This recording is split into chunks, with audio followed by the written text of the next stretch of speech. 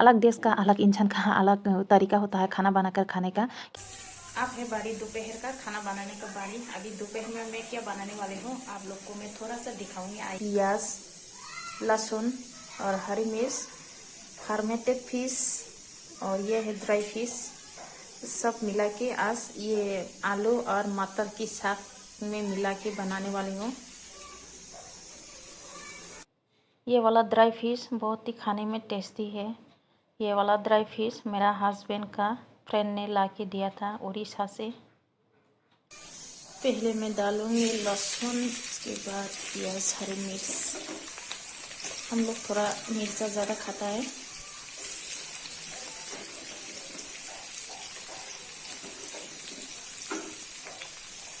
प्याज, लहसुन और हरी मिर्च को फ्राई करने के बाद नमक डालूंगी।